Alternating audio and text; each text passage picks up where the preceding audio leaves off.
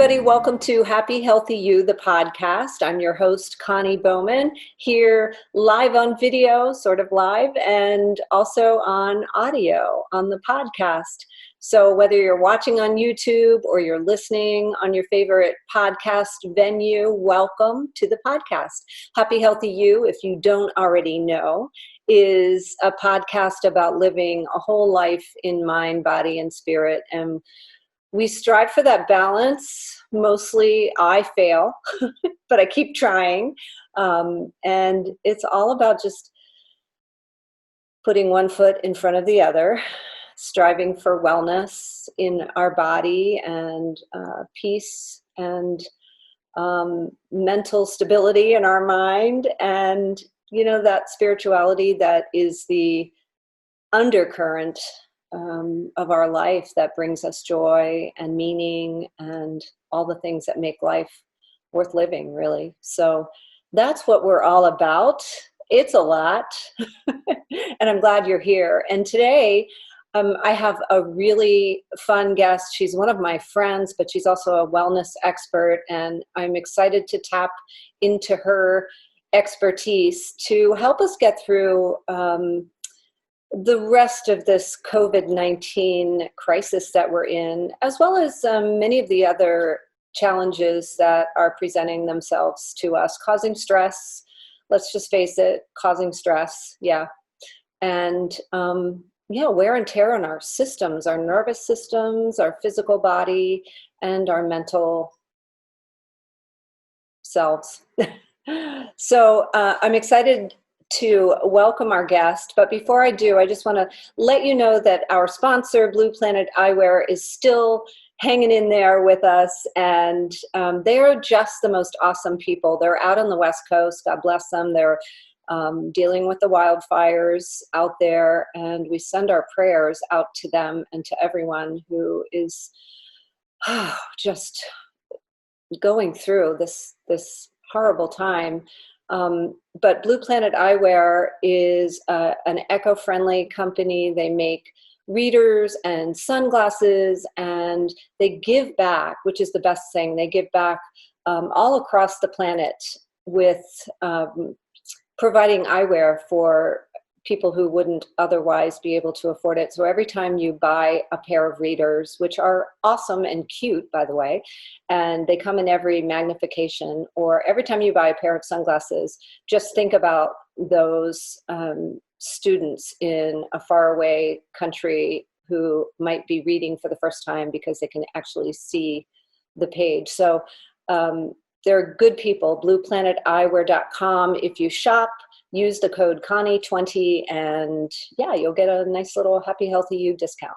So yay. Okay, without further ado, I'm going to bring in my guest, my friend, Linda Penkala. She used to be a jockey, which is really cool.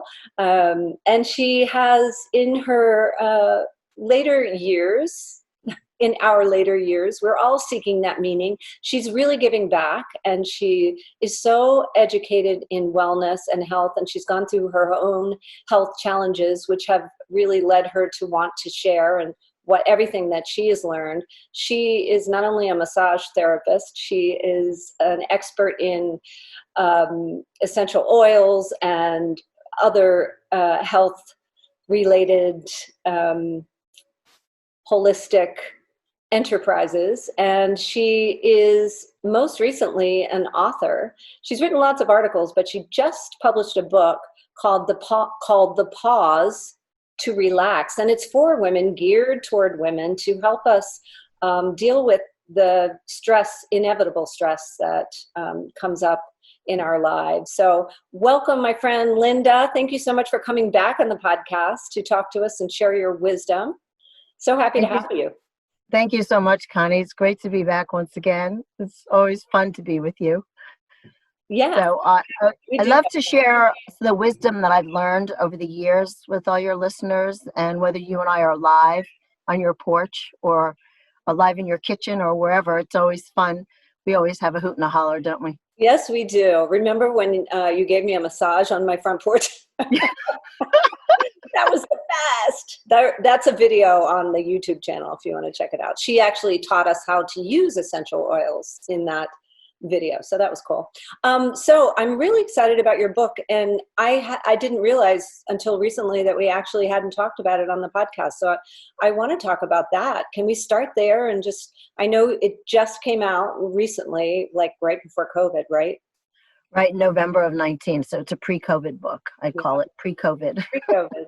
So tell us about the inspiration for the pause. Sure, sure. So in my journey as a massage therapist over 33 years, I have learned an awful lot, a lot of life lessons, medical lessons. And recently, in the last 10 years, I had a medical moment called AFib, atrial fibrillation. We'll call it AFib for now. And what I learned during that time was that I had to make some shifts in my life. And when I ended up in the hospital and the doctor said the next morning, because I had to stay over, he said, when I asked him what happened and how's my blood, all the blood work and all the tests they gave me. And he said, you know what, Linda, everything is normal, all is well, and you're good to go. And I said, well, I need to know what happened, what went wrong, what can I do to make things right? Right? I mean, I was just wanted to know. And he said, sometimes, Linda, we just don't know. And so that is my cardiologist now. And I learned so much because the curious writer in me and researcher, I love to do research. I wanted to understand what happened in my life or to me to cause my heart to go off and to beat very erratically. And so what I came to find out is that when I did research on heart disease and AFib in particular, I found that cardiovascular disease is the #1 killer in women. And, you know, I don't know that I really knew that, but what the next fact is that I found was that us women have surpassed men in 1984 of dying of heart disease, Connie. And so when I read that, I thought, oh man, I wonder if women know this. And so I began to write my articles and educate myself, and I came up with a program, my Wise Heart Health for Life program, Wise Women for Heart Health. And then I created 9 pillars of heart disease prevention for women. Then I began teaching that locally here in Maryland and with fellow friends, holistic educators. And when we asked women to raise their hand if they knew that heart disease was our #1 killer, half the room didn't raise their hand, Connie. And so I thought, wow, that's odd, but it didn't surprise me. And then I was getting these divine downloads that I really needed to do something more. You know how they go? Divine downloads, don't Those divine downloads are really, really intense sometimes. So I had to do more. And I thought that possibly I needed to write a book. And so encapsulate all that I have learned. And most of it was about stress, because in my years of touching people on my massage table with stress, I learned that stress is a huge component. But then with my research, I found that stress and inflammation is more important than even cholesterol, and paying attention to what your stress levels are, because that impacts your stress, your heart health. So in my book, The Pause to Relax Ladies for Robust Heart Health, I wanted to keep it as a simple, short guidebook for women, for lifestyle choices, because it's all about lifestyle in the end. And what your choices are, whether you exercise or you don't, and whether you drink enough water or you don't. And so all of those, and I melded my both careers, that of being a jockey with my massage career. And so, you know, cardiovascular disease is just not a sexy topic. Let's face it. Who wants to talk about it? Not many people, probably. So I had to make it kind of fun. Take my racing career, my massage career, and kind of blend them together and bring up analogies and metaphors within my book. And so really help women understand, like the first chapter is called The Pace of the Race. Yeah. And I'm going to read that live soon, either on Facebook or on Zoom, so that women and men and children can start to listen and hear about how the pace of our lives has impacted us. And the next chapter is about, you know, the hard truth, which is the facts, the medical facts about heart disease. And then the Wonder Woman effect is the third chapter. But I really bring in all the hats that women have to wear. And back then, in the last 10, 20 years, I go back all the way to where women came into the workforce. So I do a really cool historical, encapsulation of women that raised children when you and I were born. Our moms were staying at home raising us, right? And then that's not much the case now. And how has that impacted our families, our hearts, and our stress levels? So I kind of went through, history a little bit to where we are today. Yeah, I love how you wove your careers into, you just masterfully wove it in with your choice of words and it's just so interesting. So, but I think I want to go to the pause, and since we are in a big pause, I mean, this world went on pause back in March, and maybe for some of us, it was a positive thing. It could be seen as a positive thing based on the research you've done and the information in your book. I wonder if you can talk about more specifically the stress that we are experiencing now, and how what you have learned through your journey since we are pausing. What can we glean from your experience that can help us build some resilience so that we can get through these next few months that who knows, hopefully they won't be as bad as they are predicted to be. But, in the case that COVID does get a little bit worse before it gets better, how can we sustain our equilibrium and our balance as we move through this time? Yeah, those are great questions. I would like to say simply is that we have to pay attention. And in my book, that's the one thing that I raise often in the book, is to begin to pay attention to your stress. I like to say your little stress memos that your body gives you, whether it's a headache, insomnia, or, you're just snapping all the time. You're never content. You're never happy. You're on edge, or you want to scream at everyone. These are all little signs that we have that we're not kind of content inside and well inside. And so what I like to offer is, I came up with this during COVID in the last few months. It's a new kind of way to look at it. Radical antagonistic wellness, I call it, or radical antagonistic wellness. And as a massage therapist, if you take the bicep muscle, the antagonistic muscle to this is the tricep right here. So when I'm working on your bicep, I have to pay attention to the tricep, the opposite muscle. So the opposite muscle for the hamstring is the quad. So I want us to look at that from the standpoint of stress. So if you have anxiety, depression, and, just sadness and just fear, you have to have an opposite modality to help with that. And so what I like to share is that you could have mindfulness, have meditation. You could go for massage. You could have acupuncture. You could do yoga. As someone who teaches yoga, yoga's powerful. I love yin yoga. And what I wasn't doing back in the day is I wasn't doing some of these, Connie. And just like you and I, that's what I love about you. You're very humble and honest. And I had to be honest with myself because I equally wasn't doing some of these things that I really suggest to people.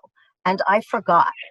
And what I like to share is that when we're under a lot of stress and a lot of pressure, we all we go into survival mode, I think. And so we do forget, like, oh, that's right. I used to do yoga. I used to meditate. I used to walk. I used to exercise. I used to do all those things. And I have clients that along the way of the years, oh yeah, I just don't do that anymore, Linda. And then I was like, well, why not consider doing that? Especially since your stress is at an 8, 9, and 10, that you could just consider doing it again. And so that's one of the things of paying attention. The other thing is to choose something that resonates with you. So we're not asking you to go work out in a gym, but at least you could walk. I'm sure lots of people took up walking during that time when all we could do was walk outside our house, right? Lots of people walk by in my neighborhood.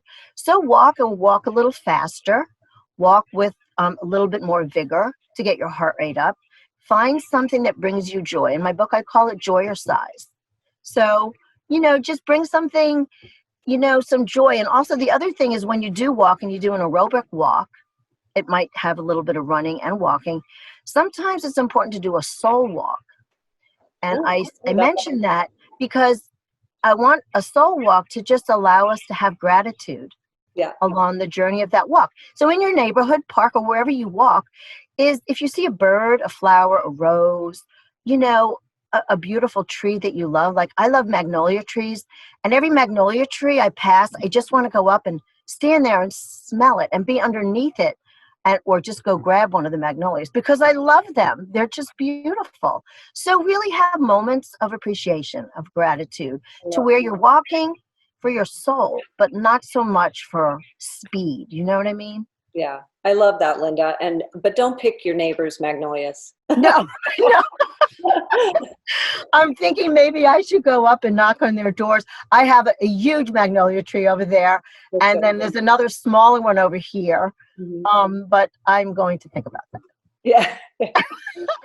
So all the stress that you've done the research on, we know what it does to the body. I guess I assume that most people do, but maybe in your travels you've noticed that people, as you said, that many women don't realize the damage it can do to our cardiovascular system and our nervous system. And the main feature of the stress is the hormone cortisol. So it ends up to be a chemical process. Everything in our body is chemical. Right.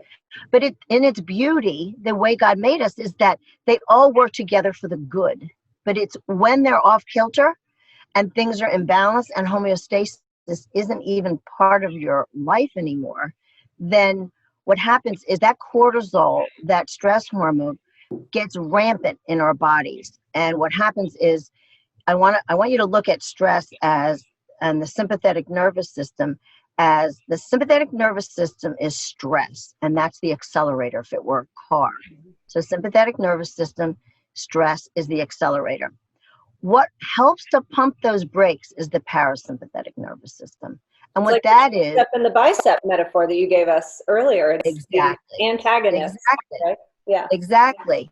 So you have to have some engagement of the parasympathetic nervous system to quell that cortisol, because that cortisol is doing damage. How does it do damage? Because it increases inflammation. And so Dr. Paul Roche from the American Institute of Stress says it's not cholesterol that's causing heart disease, it's stress. And it's on his website.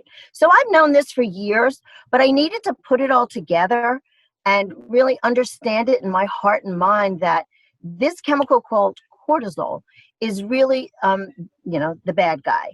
And so what the good guy is oxytocin, and that's the happy hormone. And how do we get more of that? Well, we hug a child, we love more, we get massages, we do yoga, we do things that calm, quiet down, we do breathing exercises, my 3-5-8 breathing, and all of that helps bring the parasympathetic nervous system back into play. Because what happens is the vagus nerve, the largest nerve in our body, means wandering nerve. It begins down in the belly and it comes all the way up into our brain. And the closest access that we can have to it is in the ear. And so there's this beautiful technique called vagus breathing. And what you do is I do it on my table with clients. They take a deep breath with my finger in their ear, but you could put your finger in your ear at night. And you inhale. Everybody can do this when you're watching. Inhale. And exhale with a ha. So inhale, and the ha has to be really as long as inhale possible. through our nose, Linda?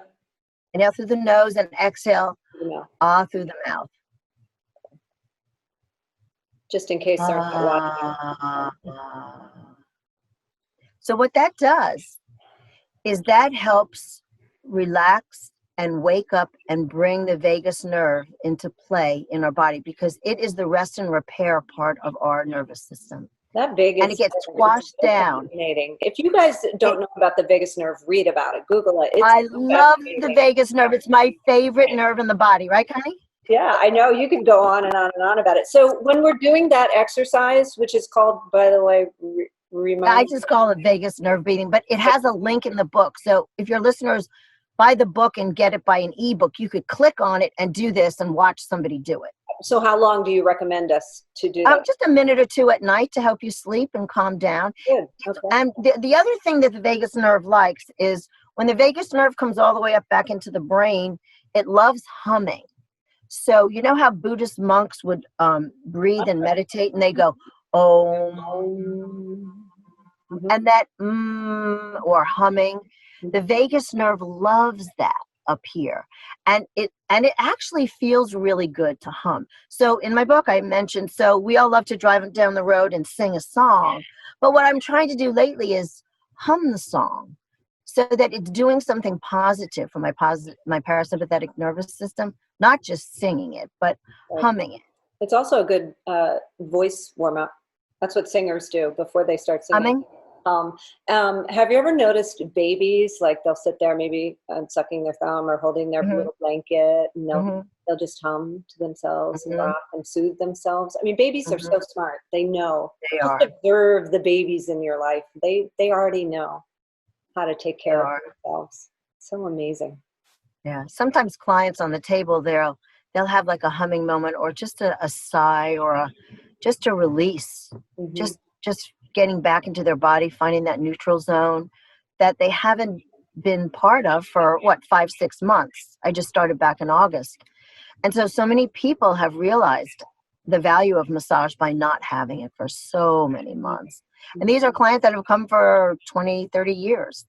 So it's a lot for your nervous system to all of a sudden not have touch or hugs. Yeah. Maybe we could go into that. That's a natural segue. I mean, one of the one of my biggest fears for us as a culture, as a world, is our lack of um, community time, our lack of being able to be together with any meaningful. People are trying. I know this past weekend, a couple of people in my circle had weddings, small weddings, just trying to keep things as normal as possible. But really, as we move toward the holidays and families are trying to navigate the holidays and stay COVID safe, um, it's kind of, a lot of us are grieving being Right. without our family members and our close friends, and being able to spend that quality time in proximity and not on the screen with one another. Do you have any suggestions for that? I think I don't know if anybody has any good ideas, but Yeah. What I did, I realized that probably about April or May, I realized I was grieving the loss of my grandkids, not hugging them, touching them, smelling them, feeling them. And also the loss of my clients, because I love my clients. I mean, I would hug them before and after a massage. And these are people that have come to me for years. And so I was grieving that. And so what I did instead was I wrote letters and I sat down and I kind of had a little diary, I guess. But I wrote my feelings out to process them, because if you squash down all of these things, eventually they're going to come up. Think of emotions like a pimple or a volcano or something coming up. So for us to address our feelings or emotions and also to neutralize it, just like that antagonistic wellness, choose laughter. And that's on in one of my 9 pillars of heart disease prevention is be with your girlfriends, raise your oxytocin, and laugh. You and I laugh a lot, and it's so important, and it's really nourishing for us, for our souls and our hearts, our circulation, to laugh and be silly and be funny. But this whole thing has been so serious, you know? And so the other part of that is, as serious as it is, we have to laugh more too. Not to downplay it, but to just stay sane. Absolutely, we have to stay sane. yeah.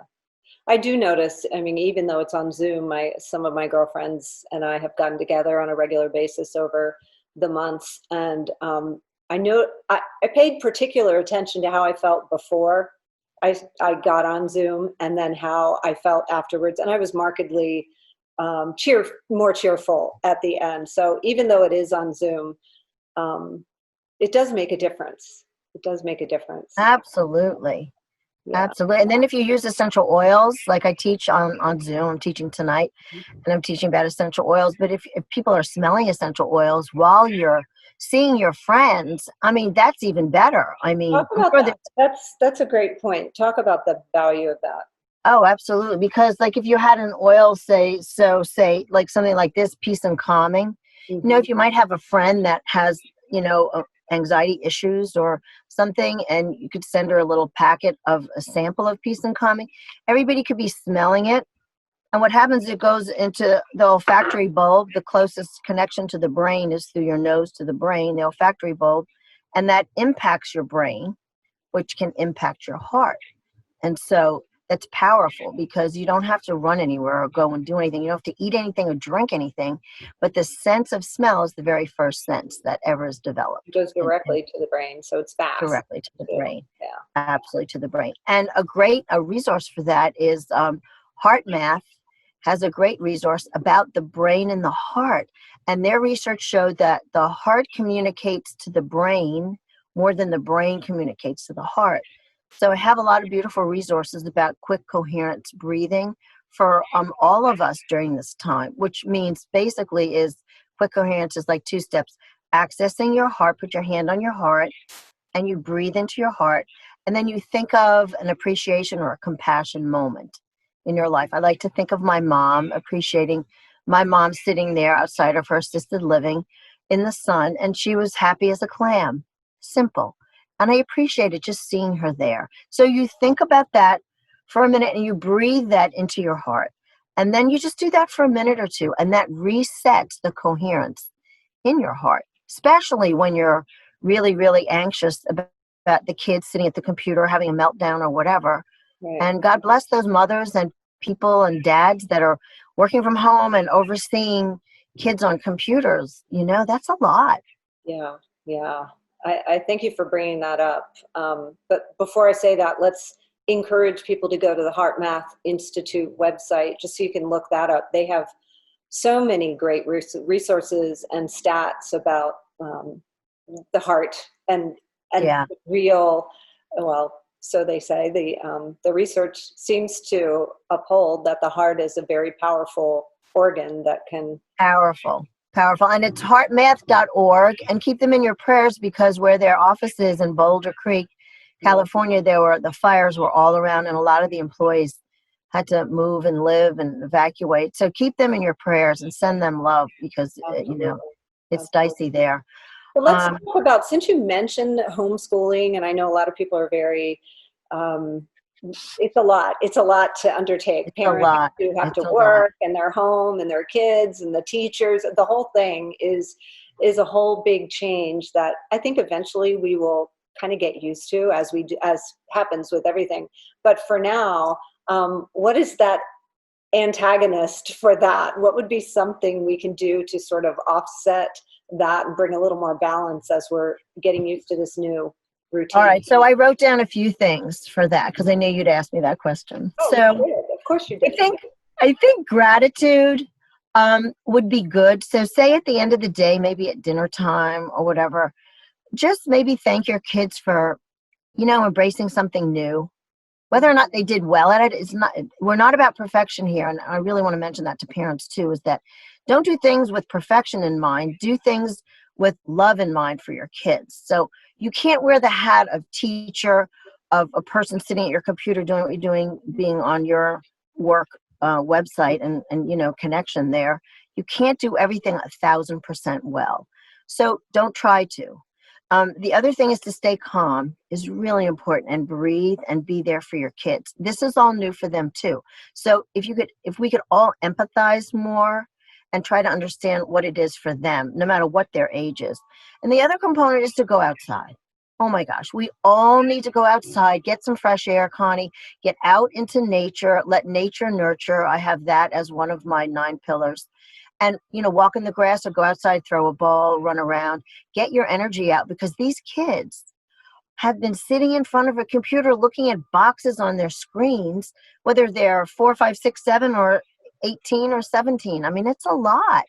And so they have a lot of energy. They need to get outside, smell the fresh air, and run and move. And I also suggest to step away during their lunch break and do jumping jacks just to get oxygen into their brain and their heart, and just to get oxygen moving, and just, or marching in place, or just being silly and do a couple of curls on the floor or whatever. Just have fun during the breaks they have, so that then when they do come back and sit in front of these boxes, that they can have a good amount of focus once again.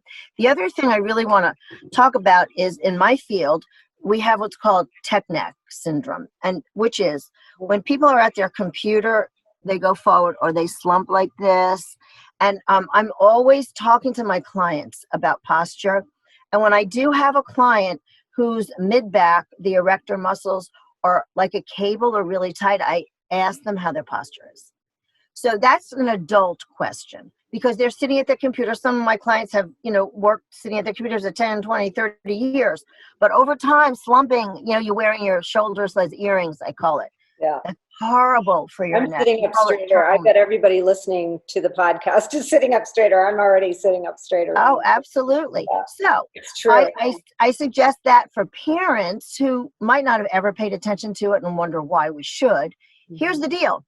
You have to for your kids, because their spines are so in the phase of developing. They're not adults. They're still developing. So we don't want them to have that slump, and we want the screen to be opposite their face, and we don't want them to be looking down. I mean, I have grandkids that have their iPad thing and they're like this. And I always say, hey, why don't we raise it up on a pillow so it's a little higher? Now, if you don't lovingly do that to kids, they're not going to know, because as a massage therapist, I see these things. As a yoga teacher, you see things that other people wouldn't see because you're a yoga teacher, right? No, and so I really don't, because I don't see my students, unfortunately. Oh, that's true. A lot of times. That's true. Yeah, I see them. Yeah. So here's a good neck stretch for kids and adults. To look all the way to the left and hold it, and look all the way to the right and hold it, and then sit away from the desk a little bit and put your left hand on your back. And I want you to take your right hand all the way over, sitting straight up like you have a ball in your hand, coming over, and you're going to stretch your ears to your shoulder just a little bit, and just hold it. Now, a lot of people do this, but they don't put their hand on their back. What this does is it gets the trapezius muscle and the levator scapula. Have a nice gentle stretch. So let's just do the opposite side. So if you don't bring it up and around like you're holding a ball, then it's not going to work as well. And then you just hold it and stretch. Doesn't that feel good? It feels so good. Yeah, it is really good.